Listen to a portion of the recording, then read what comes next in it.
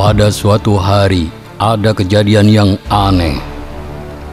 Gong tersebut dikerumuni oleh binatang aneh yang mirip semacam tawon.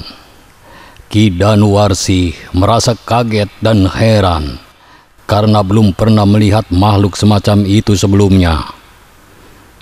Kemudian Ki Danuwarsi melakukan semedi kepada Sang Pencipta. Dan tiba-tiba ada suara tanpa rupa. Tacing TV dengan bangga mempersembahkan sejarah Desa Kamarang Cirebon dengan judul Asal-usul Desa Kamarang Cirebon. Untuk mengetahui sejarah selengkapnya, silakan simak video ini sampai selesai. Bantu kami dengan cara klik tombol subscribe dan tombol lonceng agar Anda menjadi orang pertama yang mendapatkan notifikasi video terbaru dari kami secara gratis. Selamat mengikuti.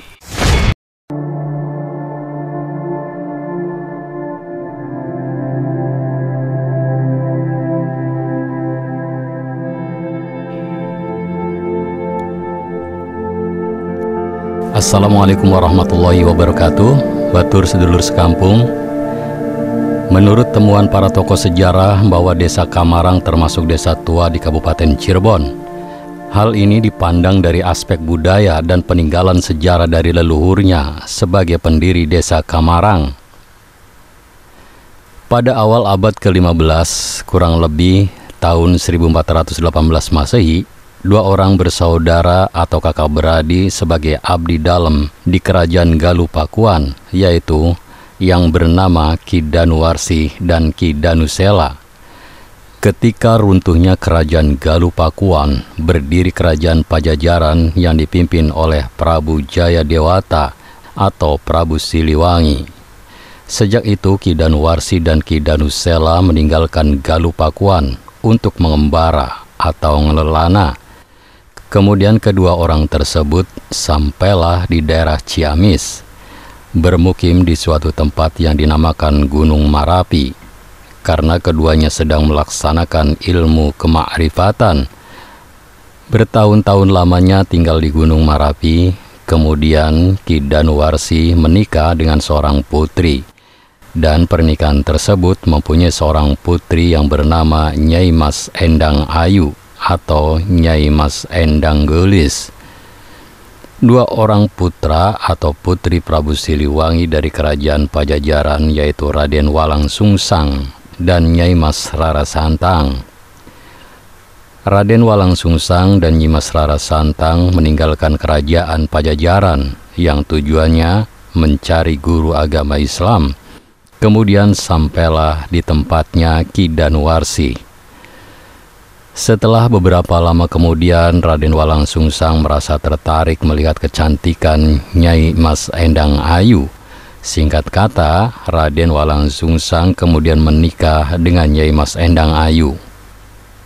Kemudian semuanya tertarik kepada ajaran agama Islam dan sepakat ingin mencari guru agama Islam. Lalu semuanya meninggalkan Gunung Merapi dengan beberapa orang ulama dari negeri Baghdad untuk menyiarkan agama Islam. Kemudian Ki Danuwarsi dan pengikutnya, yaitu Ki Danusela, Raden Walang Sungsang, dan Nyai Mas Endang Ayu, sampailah di Duku Pasambangan, tempatnya Syekh Nurjati, dan menjadi muridnya untuk berguru agama Islam. Setelah beberapa lama di Duku Pasambangan, Ki Danuwarsi berpamitan kepada Syekh Nurjati untuk melanjutkan mengembara atau mengelana.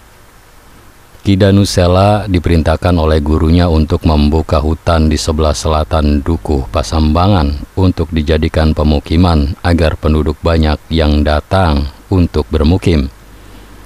Sedangkan Ki Danusela dan Raden Walang Sungsang selesai membuka hutan. Kemudian tempat tersebut dinamakan Kebon Pesisir atau yang sekarang disebut Desa Lemah Wungkuk. Kemudian Ki Danusela oleh gurunya diberi julukan Ki Gede Alang-Alang, yang selanjutnya menjadi kuwu pertama di Desa Caruban atau Cirebon. Dalam perjalanannya, Ki Danuwarsi sampailah ke suatu tempat yang berbukit atau tebing, sehingga tempat tersebut cocok untuk meneruskan tapanya. Tempat itu dinamakan Bukit Mara-api, karena pada saat itu sedang melakukan tapa atau bersemedi, yang berasal dari kata ma'rifat. Setelah selesai melaksanakan tapa beratanya, Ki Danuwarsi menemukan tumbuhan semacam pohon gadung. Setelah digali, tumbuhan itu ada sebuah bakang, yaitu gong kecil atau bareng. Kemudian gong tersebut dinamakan Gong Sekar Gadung. Setelah beberapa waktu lama, gong tersebut disimpan di Bukit Mara-api oleh Ki Danuwarsi. Dan pada suatu hari ada kejadian yang aneh. Bareng atau gong tersebut dikerumuni oleh binatang aneh semacam tawon. Ki Danuwarsi merasa kaget dan heran karena belum pernah melihat makhluk semacam itu sebelumnya. Kemudian Ki Danuwarsi melakukan semedinya kepada Sang Pencipta, dan tiba-tiba ada suara tanpa rupa. Makhluk itu namanya Kamarang, yang selanjutnya sebutan Kamarang oleh Ki Danuwarsi dijadikan nama desa, yaitu Desa Kamarang. Ki Danuwarsi membuat sebuah sumur. Sumur tersebut dinamakan Sumur Kejayaan. Sampai sekarang, Sumur Kejayaan itu menjadi sumur keramat yang diyakini bisa memberikan berkah atau keselamatan bagi siapa saja yang menggunakannya. Wallahu a'lam. Banyak tempat-tempat lain sebagai petilasan atau peninggalan Ki Danuwarsi di Pedukuhan Cirebon. Setelah Ki Geden Alang-alang wafat, yang memimpin desa Cirebon digantikan oleh Raden Walangsungsang yang bergelar Pangeran Cakrabuana, membangun keraton pertama, yaitu Keraton Pakungwati. Sedangkan Gong Sekar Gadung atas perintah Pangeran Cakrabuana harus disimpan di Keraton Pakungwati sebelum Keraton Cirebon. Untuk melestarikan Gong Sekar Gadung dibawa ke Keraton Pakungwati Cirebon oleh muridnya dan pengikutnya Ki Danuwarsi. Dan sampai sekarang Gong Sekar Gadung disimpan di Museum Keraton Kasepuhan Cirebon, dan setiap bulan Maulud selalu dibersihkan bersama pusaka-pusaka kerajaan lainnya. Batur sedulur sekampung, begitulah sejarah singkat Desa Kamarang dan hubungannya dengan Keraton Kasepuhan Cirebon sekarang. Pada tanggal 13 April 1984, Desa Kamarang mengalami pemekaran, yaitu Desa Kamarang dan Desa Kamarang Lebak. Sedangkan tempat-tempat bersejarah terletak di Desa Kamarang Lebak. Desa Kamarang Lebak sebelum tahun 2007 berada di wilayah Kecamatan Beber.